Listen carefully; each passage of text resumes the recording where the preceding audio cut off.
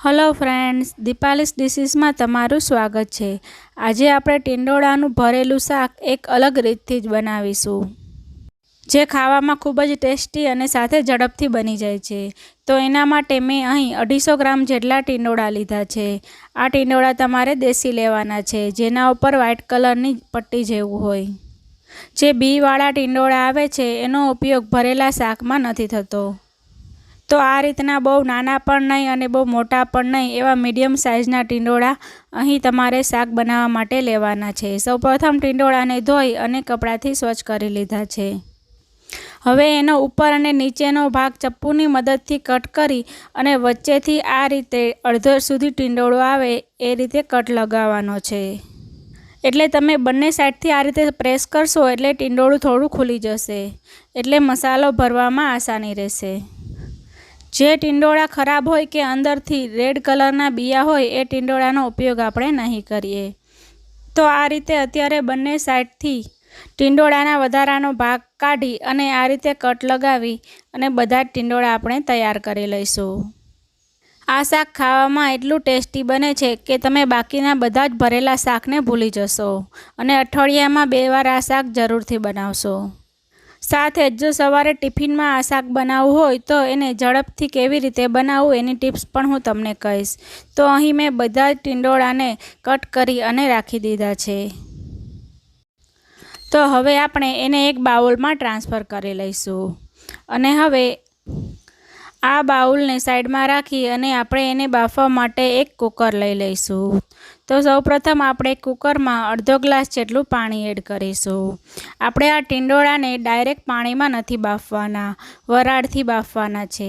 તો એના માટે કુકરમાં સ્ટેન્ડ રાખી અને જે બાઉલમાં ટિંડોળા રાખ્યા છે એને કુકરમાં મૂકી દઈશું અને હવે કુકરનું ઢાંકણ બંધ કરી ફૂલ ગેસની ફ્લેમ પર એક વિસલ થાય ત્યાં સુધી થવા દઈશું। ત્યારબાદ ગેસની ફ્લેમ સ્લો કરી અને 5 મિનિટ સુધી રહેવા દઈશું, એટલે આપણા ટિંડોળા સરસ બફાઈ જશે। અહીં ટિંડોળાને 80% જેટલા જ કૂક કરવાના છે।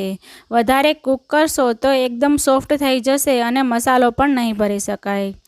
તો અહીં આપણા ટિંડોળા સરસ બોઇલ થઈ ગયા છે। તો હવે બાઉલને બહાર કાઢી લઈશું અને ટિંડોળા આપણા હજી ગરમ છે માટે એને ઠંડા થવા માટે એક પ્લેટમાં ટ્રાન્સફર કરી દઈશું।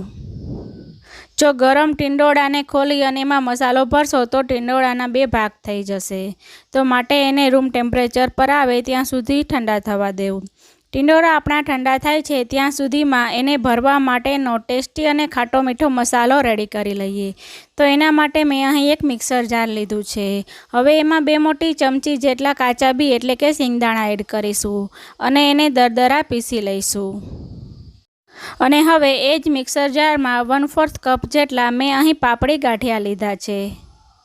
તમે અહીં ઘરમાં રહેલું કોઈ પણ ફરસાણ જેમ કે સેવ, ગાંઠિયા, બુંદી લઈ શકો છો અને જો એ પણ ના હોય તો શેકેલા ચણાનો લોટ 2 થી 3 ચમચી જેટલો લઈ લેવો। હવે એમાં 1 મોટી ચમચી જેટલા સફેદ તલ એડ કરીશું અને સાથે થોડા એમાં મસાલા એડ કરી લઈએ। તો એમાં અડધી ચમચી જેટલી હળદર, કલર સરસ આવે એના માટે 1 ચમચી જેટલું કશ્મીરી લાલ મરચું પાવડર, 1 ચમચી જેટલી ખાંડ, ચપટી હિંગ અને અડધી ચમચી જેટલો લસણ અને મરચું પાવડરની પેસ્ટ એડ કરીશું। જો લસણ ના ખાતા હોય તો એડ નહીં કરવાનું। 1 મોટી ચમચી ભરી અને ધાણા જીરું પાવડર એડ કરીશું અને સાથે જ ચપટી જેટલો ગરમ મસાલો એડ કરી દઈશું। સ્વાદ પ્રમાણે નમક એડ કરી 1 લીંબુનો રસ એડ કરી દઈશું, એટલે આપણો મસાલો એકદમ સરસ ખાટો મીઠો રેડી થાય। હવે આ બધી જ વસ્તુને ગ્રાઇન્ડ કરી લઈશું। તો આપણો શાક ભરવા માટેનો એકદમ સરસ ડ્રાય મસાલો રેડી થઈ ગયો છે। તો હવે એને એક બાઉલમાં ટ્રાન્સફર કરી લઈશું।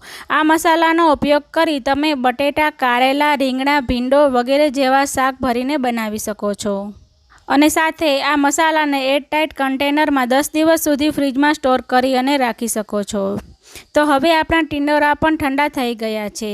તો હવે એને બંને સાઈડથી દબાવી અને આ રીતે ખોલી થોડો મસાલો એમાં ભરી દેવો અને ત્યારબાદ ફરીથી પ્રેસ કરી દેવું, એટલે એનો મસાલો એની અંદર જ રહે, શાક બનાવતી વખતે છૂટો ના પડે। તમે જો આ રીતે ટિંડોળા બાફી અને ત્યારબાદ એમાં મસાલો ભરી અને શાક બનાવશો તો શાક એકદમ સરસ ટેસ્ટી બનશે। અને જો તમે કાચા ટિંડોળાનો મસાલો ભરી અને કુકરમાં પાણી નાખી શાક બનાવશો તો એ થોડું મોરું પડી જશે અને આટલો ટેસ્ટ એમાં નહીં આવે. આપણે આ શાક પાણી વગર બનાવવાનું છે, એટલે જ આપણે એને વરાળથી બાફ્યા છે. તમારે જો ટિફિનમાં આ શાક બનાવવું હોય તો મસાલો બનાવી ફ્રીજમાં રાખી દેવાનો અને સાથે ટિંડોળા બાફીને પણ એક ડબ્બામાં ભરી ફ્રીજમાં રાખી દેવાના. સવારે આ રીતે મસાલો ભરી અને પછી શાક વઘારવાનું જ રહે અને શાક વઘારવામાં પણ ટાઈમ નથી લાગતો, કેમ કે આપણે ટિંડોળા બાફીને લીધા છે. તો હવે શાકને વઘારવા માટે એક કડાઈમાં 3 ટેબલસ્પૂન જેટલું તેલને ગરમ કરવા મૂકીશું. ભરેલા શાકમાં થોડું તેલનું પ્રમાણ વધારે હોય છે. તો હવે એમાં અડધી ચમચી રાઈ એડ કરીશું. સાથે અડધી ચમચી જેટલું આખું જીરું એડ કરીશું અને એક સૂકું લાલ મરચું એડ કરીશું. હવે ચપટી હિંગ એડ કરીશું. 10 થી 12 જેટલા ચેરી ટમેટાની મિક્સર જારમાં પ્યોરી બનાવી લીધી છે અને સાથે એક મીઠા લીમડાનો પાન છે એને તોડી અને બધું જ કડાઈમાં એડ કરી દઈશું. હવે વઘારને એકવાર સારી રીતે મિક્સ કરી લઈશું. હવે ગેસની ફ્લેમ સ્લો ટુ મીડિયમ રાખી આ ટમેટાની ગ્રેવીને આપણે કૂક થવા દઈશું. તમારે આ શાકમાં કોઈ જ ખડા મસાલા એડ કરવાની જરૂર નથી. આપણે એને ભરેલો મસાલો એકદમ સરસ ટેસ્ટી બનાવ્યો છે, માટે શાકનો ટેસ્ટ પણ એકદમ સરસ આવશે.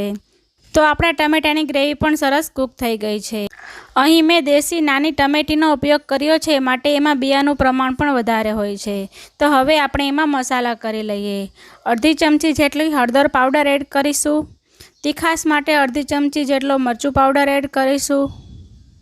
શાકનો કલર એકદમ સરસ લાલ ચટાક આવે એના માટે અડધી ચમચી જેટલું કશ્મીરી લાલ મરચું પાવડર એડ કરીશું અને 1 ચમચી જેટલું ધાણા જીરું પાવડર એડ કરીશું. હવે આ બધી જ વસ્તુને મિક્સ કરી દઈશું. અહીં તમારે જો ગરમ મસાલો એડ કરવો હોય તો અડધી ચમચી જેટલો એડ કરી શકો છો. આ મસાલાને થોડી સેકન્ડ માટે ગ્રેવીમાં કૂક કર્યા બાદ આપણે જે ટિંડોળાને ભરીને સાઈડમાં રાખ્યા હતા એ કડાઈમાં એડ કરી દઈશું. અહીં તમારે ટિંડોળા એડ કરતી વખતે ગેસની ફ્લેમ એકદમ સ્લો કરી દેવી અને આ ભરેલું શાક બને તો તમારે ટમેટાની ગ્રેવીમાં જ બનાવવું, જેથી તે નીચે બેસી ના જાય.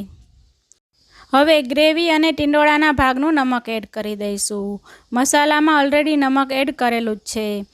હવે મેં ખાટી ટમેટીનો ઉપયોગ કર્યો છે, માટે 1 ચમચી જેટલી ખાંડ એડ કરીશ અને બધી જ વસ્તુને હળવે હાથે ચમચાની મદદથી મિક્સ કરી દઈશું. વધારે મિક્સ નથી કરવાનું. અને હવે ગેસની ફ્લેમ એકદમ સ્લો રાખી ઢાંકણ ઢાંકી અને એને 1 થી 2 મિનિટ માટે જ કૂક થવા દેવાનું છે, એટલે મસાલાનો બધો ટેસ્ટ ટિંડોળામાં આવી જાય. આપણા ટિંડોળા ઓલરેડી 80% જેટલા કૂક થયેલા છે, એટલે શાકને ચડતા વધુ વાર નહીં લાગે.